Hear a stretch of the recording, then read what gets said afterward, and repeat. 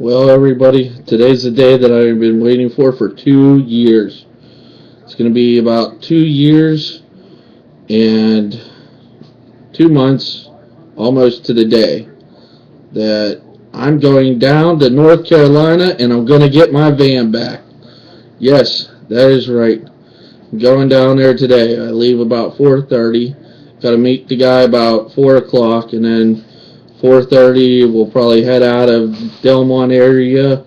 We should hit North Carolina by 12 o'clock midnight, get a room, go to sleep for a couple hours, wake up, meet up over there at the Tomlinson's house, probably about 9 o'clock, right after they get out of church.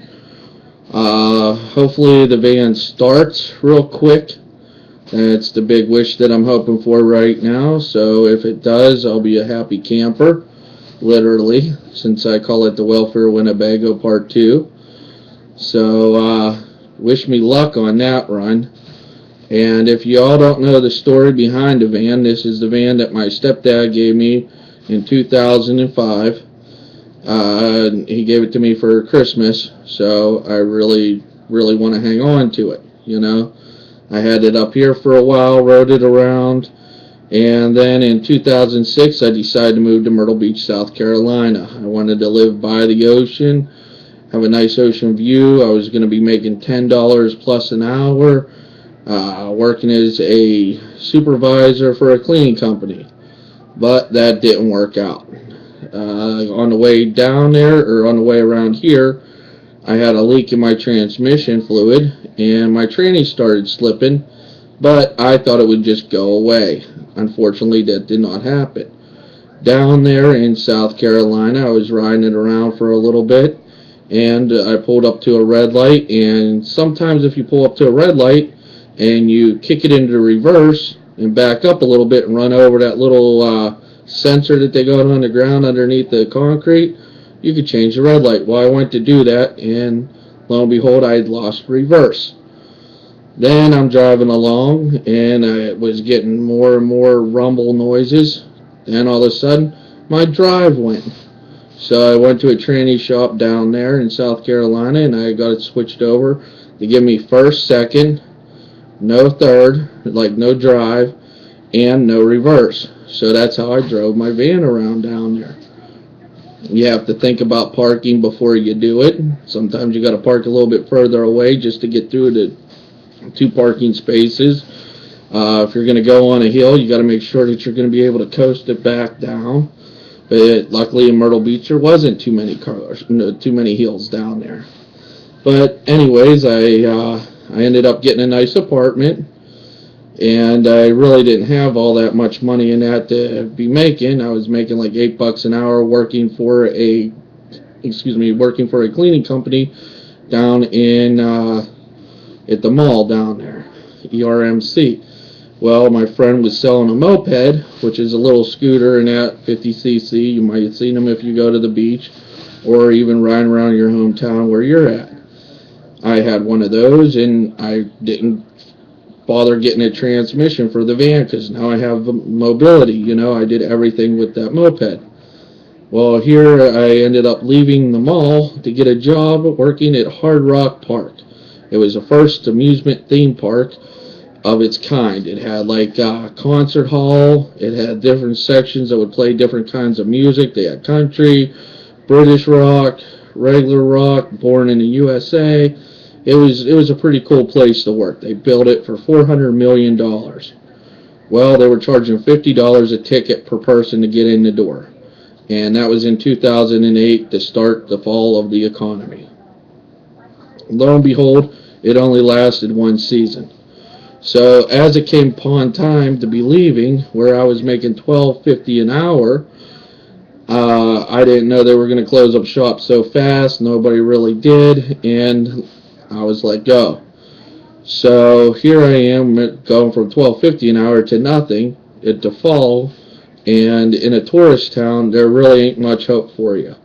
So I held out for as long as I could in my apartment in 2008, and on November 11th, 2008, I moved all my stuff into my van and decided to drive that around town and live out of it. I would stay at Walmart's, wherever I could. Sometimes, yes, under the bridge by the river, and it was down by 544 Overpass Bridge, if anybody's familiar with the Myrtle Beach Surfside area. So sometimes I would do that during the daytime because it was a good place to just get away, and there was basically nobody down there. So anyways, I stayed out there for about a year and a half. I stayed out of my van. I had 4 jobs at the time. The first job I got was that fall into winter. From November to December, I got a job at Sears as like package pickup guy, but that was temporary. Then I ended up staying out of my van for the whole entire winter, where it got cold. The coldest it was down there was 15-degree temperature that I stayed in the back of the van. And go to sleep at night, and there'd be frost on the roof, and come midday or mid-morning, you'd hear all this dripping noise back in the back, and here it was because the condensation was leaking off the roof, and you could hear it over top of everything. But I did have a futon bed in the back of there, so I wasn't really like laying on anything that was metal. And then my next job came in March of that year. I got a job through a cleaning company at Broadway at the beach. And you asked me how I was able to eat and afford gas. Well, my friend, he worked at the Walmart down there, and I would give him a ride back and forth from here to there, and he would give me gas money. So that's how I got up gas money through those past couple months there. And I'd go ahead and he'd get me food and stuff like that just to be nice and for the ride and everything, and I'd hang out with him for occasionally. And then I got food stamps and that later on down the road. So that was in the summer of 2009 that I got the food stamps. And that job didn't last that long. It was only for a couple months. So here it is, summertime. Maybe I'll get another job. Went to a temp service, got a job at a packaging place. Now, I think that I was let go by the cleaning company at Broadway because they found out that I was sleeping out of my van. I had curtains up in it to block out all the windows and stuff like that. But anyways, I went ahead and got a job with this temporary service where I worked in a warehouse loading up trucks full of paper goods and chemical supplies for different people. And that there brought me in a good bit of money. It was paid every week. I was able to go ahead and get that money in. I was staying here, staying there, and most of the time in the mall, places like that, movie theaters. I was watching a lot of movies in 2009 because there ain't nowhere to go whenever you're homeless, but to hang out at malls, there was a city park down there at Market Commons. I hung out down there for a while. But I basically lived out of that van. And then I think it was 2008 that I'm going backtrack here. It was New Year's Eve 2008. I parked it in a apartment complex where I thought it'd be cool for the night, and here I woke up the next morning and it was towed. So I walked probably about 5 to 10 miles down the road before I got a ride for the rest of the 20 miles down the road from Conway to Myrtle Beach. And I sat outside front of the Walmart all night until the Walmart opened up to where I could get my check cashed. And lo and behold, I didn't realize it, but yeah, I could have cashed that check that night at 12 o'clock. So, anyways, I stayed out. I paid the tow fee or whatever and got my van, basically my house, out of impound. And that was a cold night, let me tell you. But now, going forward in that, the other place that I hung out with was the Boathouse, which is a bar down in Myrtle Beach. And I went down to that bar and I got drunk one night because there's nothing else for a homeless person to do to watch TV but go to a bar. You know, that's why you sometimes see homeless people in bars and places of that, just to keep your sanity. My friend, he tried that I was giving rides to, he ended up losing his job and got kicked out of his place, and he was riding around on his moped. That's all he had. He had everything else in storage.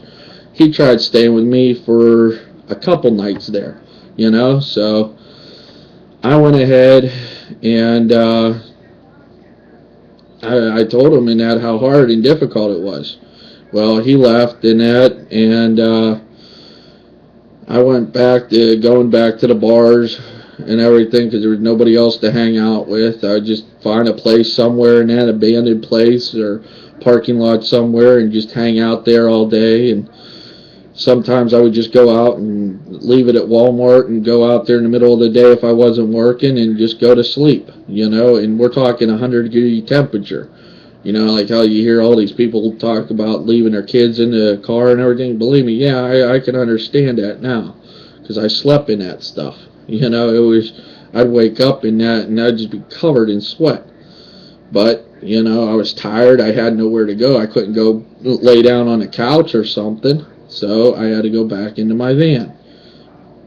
And, let's see, what else was there that year? That was about it. They were good. I was getting paid $9 an hour. I was busting my butt. Some days in that I'd work for 8 hours a day. Other days I'd work for 10, 12 hours the one day. And then it started slowing down a little bit, but still I'd keep busy. And I was driving it around, and then one day there was a lightning storm, and for some reason my van wouldn't start. It hit a tree right beside it. And for some reason, my van wouldn't fire up. I thought, oh, great, it's stuck in the parking lot of this place. So I sat back there, and I tried to start it, and I told the guy, I said, well, I'll go ahead and get a ride home and then talk to somebody because I didn't want to tell anybody. Nobody knew that I was living out of my van. I was working there for about 2.5, almost 3 months before that happened. And then I had to tell him. So he felt really bad. So as some of the guys were going to work early in the morning, I'd be out there in the van. Then I'd get out of my van and I'd walk over there to the store and that just to get out of the area. And he felt so bad that he was going to give me $10 an hour. So finally the one guy figured out what was wrong with it. Somehow it slipped the timing on it. He fixed it up so that way I could drive it around. Well, I started driving it around and everything. And say hi to my mom. That was her. Just walked by. So, anyways, I was driving around town, and I was going to get $10 an hour. Well, I decided to go to the bar one day again, and when I went there, I had a guy. He started buying me shots. He was a guy from up here in Pennsylvania, but living down there, and he was feeling real bad for me and everything. And I told him, don't feel bad, and here, let me get you a shot of this, let me get you a shot of that, and I got extremely drunk. So I was driving up the road, and I made it the whole way up to the Walmart that I was staying at. And the way it comes out is you go out, and you drive up, and there was a road, and you swing out and around. It was like a medium strip almost. And as I pulled out onto the road like this, another car was coming down this way, and it was coming down the road, coming down the road this way, and he flicked on his high beam, low beams for me to go, so I started pulling out. Well, another car came out around him, came up and hit my front end. Alright, because like I said, I didn't have reverse. I was ready to slap it into reverse. I put it into reverse, but I couldn't go anywhere, and he ended up hitting me. Well, my van still ran. I didn't want to get a DUI, so I left. Ended up getting pulled over by the cops because of a taxi cab driver that followed me. And after he followed me, he called the cops. Cops finally tracked me down. I told them my whole entire story. They went ahead and took me to jail and everything. And at that time, I felt like I lost all hope, and I was hoping that they were going to shoot me, And I was telling him, look, man, I don't want to live through this. I can't afford this. I can't go to jail. You can't lock me up in a little cave or anything like that. I mean, it's bad enough that I was staying out of my van, but, I didn't want to go to jail, basically. But I did the crime, so now I got to do the time. So they put me in jail and fearing that I was going to commit suicide. I went ahead and they put me in this little cell, or, well, actually, it was a pretty big cell, and they gave me this suit that they called a monkey suit, or a turtle suit. And it's just this padded thing. If you ever been moving before, you know that padded stuff that they give you for your furniture. They put that around me and told me that's what I got for the night to sleep in. Well, I stayed in there for 2 days, came out of there, went down the hall to another place after they did my sentencing and whatnot, and the judge told me that I was on a $2,500 secured bond. Well, I don't know what the hell that means. I ain't never been in that predicament before. I'm 34 years old. I've never been to jail like that. So, anyways, they went ahead and they put me in that little cell. Then they put me in a cell with a bunch of other guys. I ended up sleeping right beside the toilet the first night. The next night I ended up sleeping underneath the table. And then the guy moved out of there, so then I ended up, two guys moved out, they moved them out of there, so then I ended up getting the top bunk, which I was happy about. And then that's the day that they decided to move me from there. I pled guilty. There was no lawyer, so everybody told me to plead guilty, so I pled guilty to it, and they gave me 2 30-day consecutive sentences, but I had to go across the street to what this little thing called MS is. And you go in there and then you work it off. So I went over there and I got kitchen detail. Now that was a little bit better. There's a big room. They had concrete cells that came up to about chest high. But yet you could look from one end of the room to the other, and there was a bed that you're in there with a bunkmate, you know. So, I mean, it's basically a big room with a bunch of people in it. It would be like if you went to, what the heck is that called? Like if you went to the Army or something and they had a room like that. That's basically what it reminded me of, was the Army. They had a little room off to the side. It had a TV in it. It had a soda machine, so if you had commissary money, you could go ahead and take that out and get sodas if you want to, and all this other stuff. But I worked for 30 days non-stop, getting up in the morning, 4 o'clock in the morning. They would wake you up. They would tell you to get ready. You would go across the street in a paddy wagon, go ahead and start working in the kitchen. Sometimes you serve, sometimes you stack trays, sometimes you took trays down to the other inmates, which is always a fun thing for me to do as a newbie, because people would try to get one over on me and take another tray, and I wouldn't let them, and then they would always give me a dirty look, and I'm thinking to myself, in about 10-15 days, I'm out of here, dude, and you're going to be still stuck in jail, you know? So, these are people that went out and robbed and all this other stuff, you know? Out of the whole entire time that I stayed out of my van, I never robbed anybody. I never stole anything. I never begged for money. I never did any of that stuff. So, lo and behold, I get out of jail. My biological dad, he lives down there, so he ended up getting my van out of impound. And then I still had some money left over from my last paycheck, so I paid that to him and that to get it out of impound. And anyways, I went ahead and went over there, and I seen the damage. The whole entire light was gone on the right-hand side of my van. It was just, there was nothing there, just a big hole. And then my light was sitting in the back, or in the seat, and in the front seat. And then I went to start it up, and you couldn't start it up unless you had it in neutral instead of park. Well, I thought, now this is another good thing for it. Now, granted, they took away my license. I had no insurance on the van now, because that was canceled. My plate was dead. All I had was, it was in my name, and down in South Carolina they don't have inspections, so I was kind of good to go. So what I did is I went out and I drove it around that night with one headlight, and I was driving all over Myrtle Beach trying to find a place to hide, you know, so that way I didn't have to worry about cops pulling me over, because if they did, I'd go right back to jail. My van would have been gone forever. So in order to suffer through the consequences, I went ahead and spray painted my van black with cans of spray paint. That didn't turn out too good. It was gray at first, primer gray. And that didn't work out at first. I was the one that painted it primer gray whenever it was up here, and it was my stepdad's at the time.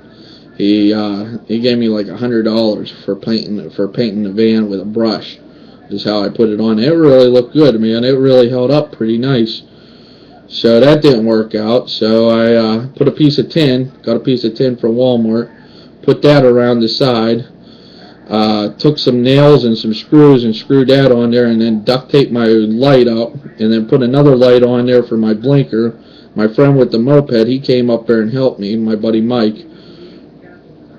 And then we took it down to his house in the wintertime when there wasn't so many people around and you could get away with stuff. So at night I drove it down to his place, got a gallon thing of paint, and forest green paint, painted my van.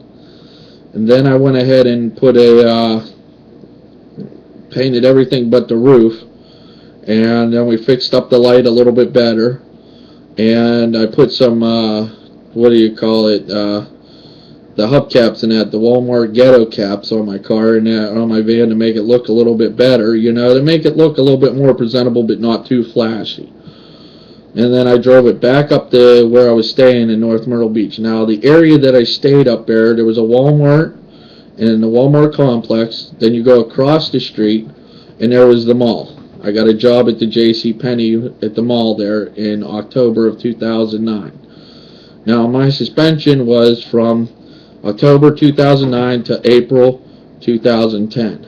So, right now that my suspension is over. But I need to get the van up here so that I can turn in a plate, so that way I can turn in the insurance paper that I need to from when I had insurance on it to the state police. Apparently, they write it down, but it doesn't count unless I do it. And that cancels out $1,000 right there to get my license back, but then I got a bunch of other stuff I got to pay.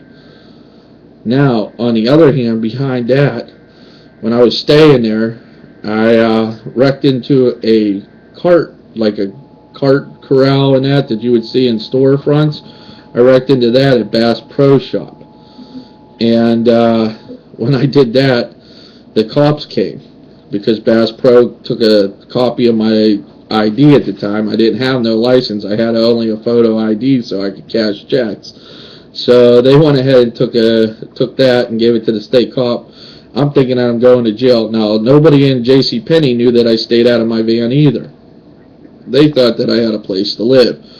And I went ahead and I had to tell them now, okay, I'm staying out of my van. So I went in and told my boss, and then her and a couple other employees came outside just in case I had to go to jail again. They came outside. The cop just went around the back side of my van. I have an American flag in the back window, and you'll see that in a little bit.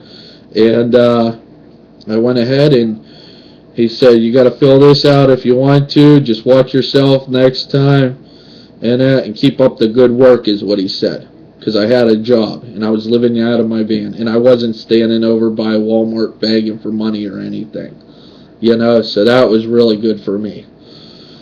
But I stayed over by there was a little, storage facility, and it was public, but it was a one-way in, one-way out. It just went right around the building. And it was sitting, I would park by the dumpster so that nobody would see me between that and the trees, so that nobody could see me from the roadways or anything. And that's basically where I stayed in that at night, and I got away with it for 6 months. Because April came along, May came along, and I had to get out of there. I had to get up here, man. My stepdad was really ill, and I couldn't go on with it anymore. I didn't see no other way out, so I had to leave.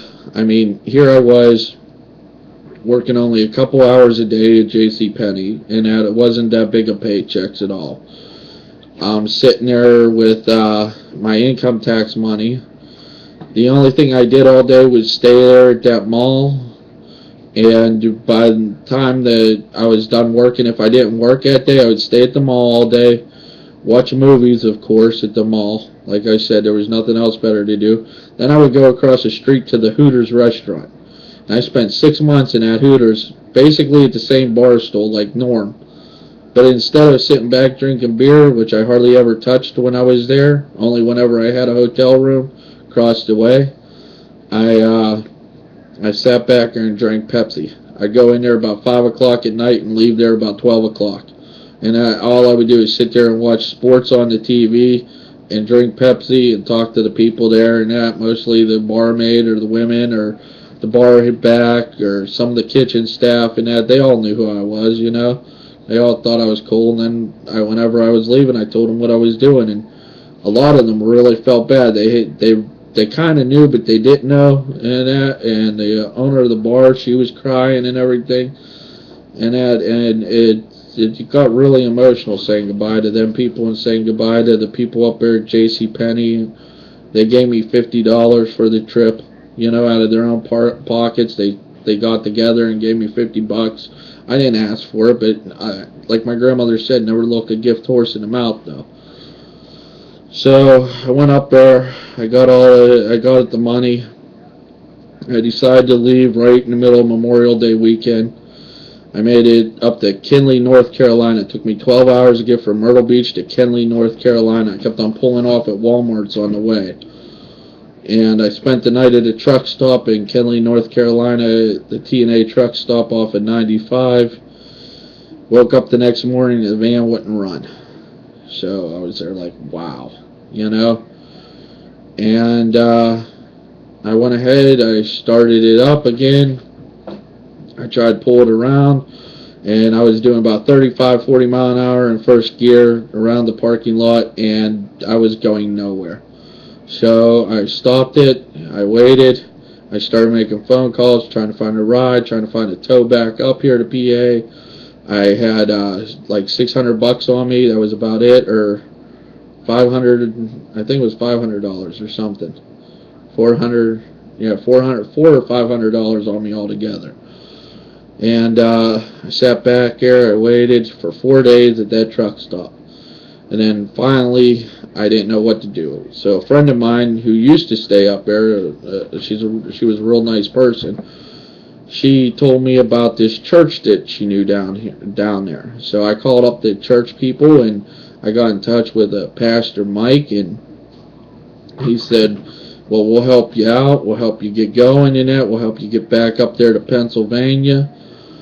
And I was there like, thanks, man, because I was sitting there and I had nowhere else to go, you know, nothing.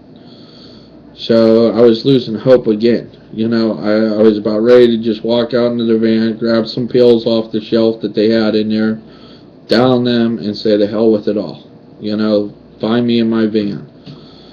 And I decided not to. So I went out there and I called him up. I went to church service with him on the one night, I think it was the 3rd of June 2010. And by that morning I got a bus ticket. I met this couple, which the Tomlinsons, where the van is right now, down in North Carolina, where I'm going down today to get it. I met them, and they said that I could park the van in their yard, and I told them I'd be back in a week. And here it's been 2 years and 2 months since I've been down there. I drove past it a couple months ago, but I didn't have a vehicle to tow it back with, so this time I'm doing it. I really can't believe I'm doing this. I took a Greyhound back up here. I spent the last year and a half with my stepdad, Nate. And I really, really wanted to bring that van up here so he could see it before he went. Because it's like, it's not only a part of me, you know, it's a part of him too. When I was down there living out of it, we were joking around talking about how it was the Welfare Winnebago Part 2. Because he had a blue van. And it was like that too. But I'm doing it today. And just to let you know what the van looks like, I'm going to try this. This is the front of the van where it sits right now. And on the, I guess you would see the left-hand side of the screen, closest to where the dog thing is, that's the side that it got beat up on. You can tell by that little light there. This is the back of the van. If you could see it, it has the American flag in the back window, and it's sitting by a basketball hoop up there in the corner. But that's where I parked it at, right next to them pine trees. That's where it should still be sitting today. This is a side view of it. Those little blotches or something that got onto the thing. See my ghetto rims and everything. Now you can see the right side a little bit better. I'll see if I can make it go a little bit better to you. But that's the side view. Imagine staying out of that, saying, "Hey, yeah, I'm gonna go home," and this was your home to go to. And this is their house where they live. And my van's around the carport where you see the car at, not where that driveway is. That's the house that they live in. Just a modest, nice little house with 2 carports in it in Kenly, North Carolina. So everybody, wish me luck today. That's what I'm going to be doing. Sorry for a 30-minute video. I know most people ain't going to watch the whole 30 minutes of this. But if you do, thank you and appreciate it very much. And you can tell my story to your friends, or you could tell them to check out the video, you know. Post the video on different sites or even on your own. Please share it. Okay? And I'll talk to you all later. Wish me luck. I leave out of here at 4:30 today after working last night. I'm kind of tired. I got to do a little bit more than that with laundry and get a shower and then get up later on around 2 o'clock, get ready, get in the truck and go. I'd go now and that if it was up to me. But the guy's working all day, so I got to wait until then. I'll post pictures on Facebook so that everybody knows what it's about. And Sunday I'll be back here with the van. Alright, talk to you later. Peace.